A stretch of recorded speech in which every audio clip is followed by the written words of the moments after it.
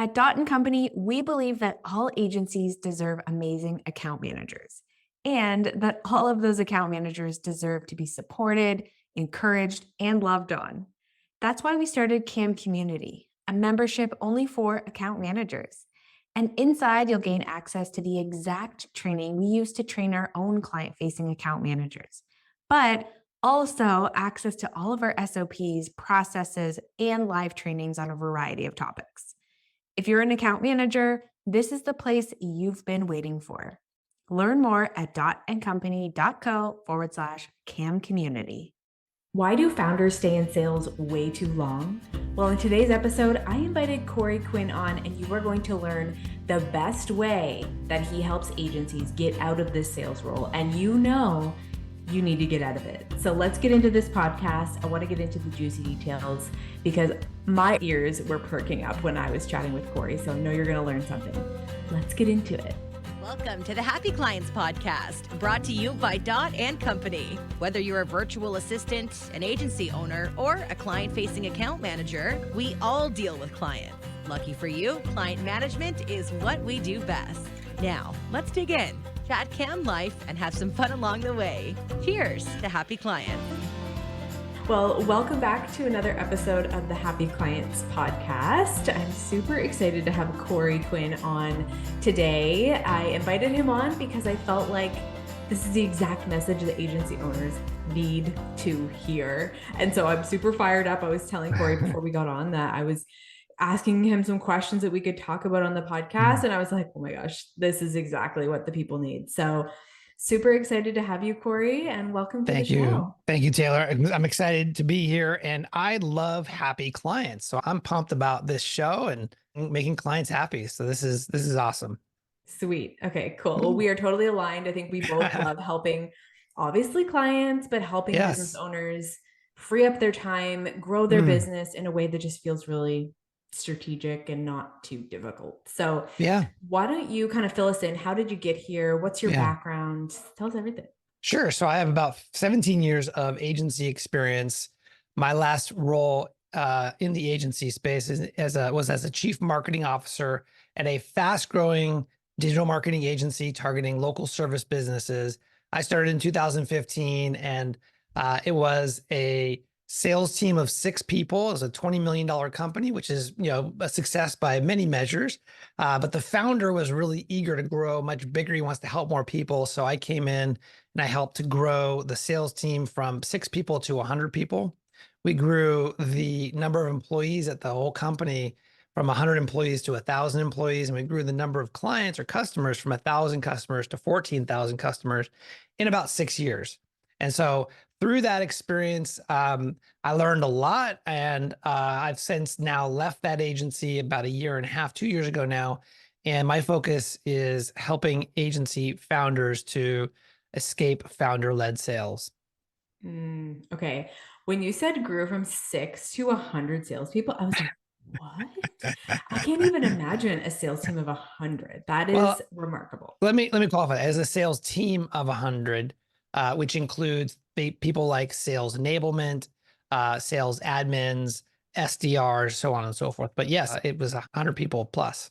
That's insane. Yes. That's so cool. Congratulations. That's such a remarkable accomplishment. And I'm sure you learned decades worth. Yeah, I think so. I think so. I certainly wasn't this gray when I started. I definitely was some late nights, but it was an amazing experience and a lot of lessons learned. Some of which I now bring to my agency clients. As I mentioned, we focus on things like simplifying sales and escaping founder-led sales. So let's dig into that because I know, including myself, a lot of agency owners, the founder is the face of the agency. We are the salesperson. We are the person who can sell the business the best. Yes. But where do you see founders and why are founders staying in the sales seat for far too long? Well, I think there's 3 things that contribute to this. In some respects, there's a true lack of focus in who they serve. And what I mean by that is that an agency may serve many agencies start by serving their friends and family in the local area. And that means that they have a lot of different people who they serve. They end up becoming kind of more of a jack of all trades. And that means there's a lot of nuance in the sale, especially when the dollar figures go up. There's a lot of nuance, and it's not a very productized sale. And so it's very consultative. And so you kind of need the founder to get sucked into those conversations. And so that's one thing, is a lack of true focus on who you're working with. Number two is when you typically have watered down marketing, when you haven't really been able to articulate the specific value and the nuances of why you're unique and special in a very crowded marketplace, when you end up competing on price and losing deals to lesser agencies, that's when the founder gets brought right back into sales. The third one is just overall slow and inconsistent sales. And that just comes from a lack of focus on driving pipeline, not enough at bats. That again pulls the founder right back into sales. I think most people listening to this podcast can relate to that. But when you mentioned productize, is that something that you have agency owners focus on, is productizing their offer? Or are you like, how do you work with that?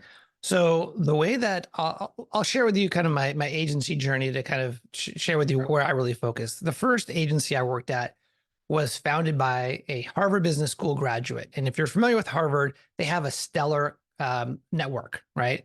And so this founder had a direct contact to major CEOs and CMOs at big brands that we were trying to sell to. I was on the sales team.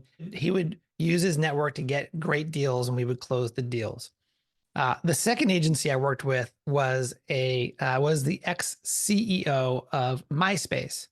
And if you're familiar with good old MySpace, the way that they made money was advertisers. So he also had a direct line to a ton of advertisers. Again, I was on the sales team, and his job was to help us to effectively get the leads in, and we would close them.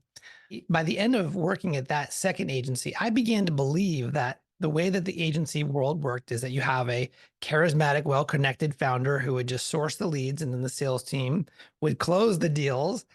It wasn't until I took this job at that company I mentioned, Scorpion, where we had that massive growth.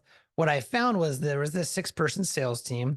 They would get calls from attorneys. They were focused specifically on targeting and working with attorneys. That was the specialization.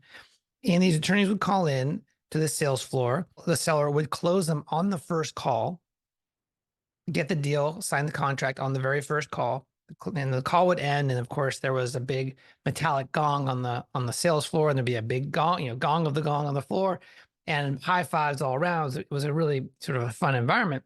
But what I learned there that was different is that attorney who called into Scorpion and closed a 12 to 24-month deal didn't know who the founder of Scorpion was, didn't care who they were. That wasn't on their radar. What they cared about is working with a vertical market specialist, someone who understood attorney marketing and had evidence and proof that they were experts in helping them to solve their specific problem. And that's really kind of the part of the light bulb that went off for me, in that one of the ways that you can help to escape founder-led sales is by building up a reputation for being an excellent provider in a specific vertical market.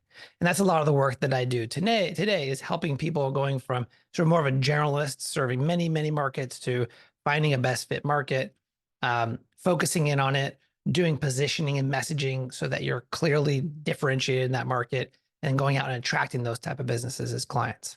I love that. That's a huge piece that I think agency owners need to understand. There's a difference between you bringing in clients and then your business being able to bring in clients. Correct. Yeah. It's like the difference of like going to a famous restaurant that's famous for its food, but not the chef, not the celebrity chef. Exactly. I love that's a good one. It's in my book. So, oh, good. I love that. So if an agency owner is listening and they're like, okay, this is me, I'm in that sales seat, I'm the one closing all the deals. At what point do you recommend the agency owner move over, outsource, or delegate the sales piece? Yeah, I think that, I think the founder is typically the best salesperson in the company. They're the most passionate. They've got the most experience. They're the most convincing. The path to separating yourself from that founder-led, like the founder dependent. As a founder, sure, you could still involve yourself in sales if that's what you like, but The challenge is when the company is dependent on you. And so to release that dependence, based on my experience, the best way to do that is to build up that vertical specialization, is to get in that situation where the buyer isn't finding you because of the founder, isn't buying from your agency because of a relationship or who you are, or your brand in the market. And you do that through focusing on it, finding a vertical that you want to focus in on. There's three things that typically I coach on to choose that. Number one, you need to find a vertical market that you actually have some level of care or empathy with. It can't just be a decision from a spreadsheet. You have to actually care about these people. And I've got lots of examples, but number one, you have to have care. Number two, you have to have focus, meaning you have to say yes to this vertical and say no to others. You have to focus all of your efforts around sales, marketing, and services around this one vertical. And you just need a strategy which will help you to make the right decisions that over time will build up your reputation and awareness in this vertical. Couldn't agree more. I personally have done that, is like removing myself from the sales, because people don't want to hire me, and they want to hire the pain points. Yes. But we happy are clients. solving for them. Yes. Happy clients. And of course, a piece of that is the agency owner needs to remove themselves from that client facing seat. But then also the next step after you get out of the client fulfillment is getting out of this sales seat and taking it to the next level. And oftentimes I hear agencies who want to sell or exit down the road. And one of the biggest things we all know, if you want to exit, if the business depends on you, it's worth less money. And so from your perspective, if an agency owner has exiting down the road on their radar, what does this mean from a sales perspective? And what do you see within the like M&A world?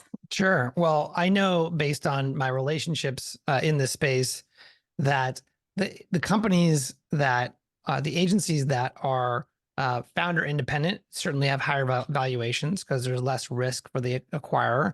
And then number two, agencies that are vertical specialists that specialize in a vertical also get really good valuations. And there's a reason for that. Typically, there's a correlation between verticalization, like taking a vertical market approach, and client retention, right? If you are a specialist in a specific area, solving a very nuanced, challenging problem, if you're the best in the world at doing that, there isn't a lot of options for your clients to go elsewhere, right? And that's a great company to build and to own, but also that an acquirer would love to have as part of their portfolio.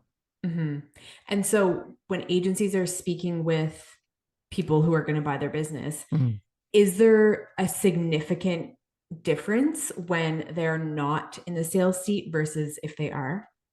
The way I think about it is it's kind of like buying a vintage car. That the only one person in the world knows how to operate and how to fix that. It was the original person who put together that vintage car. Well, as the new owner of this car, what happens when the car breaks down? What am I going to do if this, heaven forbid, this original person is no longer there? I have this once a beautiful antique car. Now it's just an old broken car that no one can fix, right? So the value goes through the floor. And so what that signals to a buyer, when the business is dependent on the founder, that means that they're buying a business that heaven forbid, should the founder no longer be a part of the scene, that the value of that asset goes way down. And so it is a factor of risk that they're going to bring into the offer or the valuation of your firm, because they're going to assume that probably the worst case scenario, and they're going to factor that into their pricing. Totally. Cool. So an agency owner is listening to this and they are still doing the sales. What advice would you give them? Well, I'm going to sound like a broken record, but I would say it's time to start focusing your agency on a specific vertical market, and then positioning yourself, and then finding a way to build a reputation in that market. That is, to me, the most surefire way for you to build a process-driven sales organization that does not require you. Like I said, you could be involved if you want, but it does not require your presence. Love it. Sounds easy, but it's not. Nope. So how can people get help from you, whether it's your book, whether it's working with you, because this is very important if you are growing and scaling a marketing agency. Yes, especially if you do want to sell. This is definitely what acquirers are looking for. So the best place to go, I have a book coming out called Anyone, Not Everyone. and it's the proven process to escape founder-led sales. And so that book comes out in March of 2024. You could find it at anyoneNotEveryone.com. And I'm actually offering your listeners a free version of the audiobook where they can go today and download a free version of the audiobook. It also comes with a lot of worksheets and a lot of workbooks, checklists, SOPs, a lot of great stuff for you to really put this methodology into action. This is brilliant. I feel like every person listening, whether you're an agency owner or an account manager, you should listen to this because it's such an important key piece of growing and scaling a marketing agency, whether you want to sell or not. I think understanding these tactics and what works and what doesn't work is super important. I would say, I would say that the best position to be in as a founder is to build a company that everyone wants to buy, but that you don't want to sell. Isn't that the truth? Love that. But do that. Do that. Just do that. No big deal. Yeah, no big deal. Just go build that. I love it. Amazing. Well, thank you so much for coming on, Corey. Can't wait to listen to your book and appreciate you coming on. I know this was super valuable for me, and I know it will be super valuable for our audience. Well, thank you so much for the opportunity, and it was a blast. Thank you so much for listening into another episode of the Happy Clients podcast. If you're an agency owner and you want to learn more about how we help agencies scale with premium account management services, head over to our website, www.dotandcompany.co. Here's to happy clients.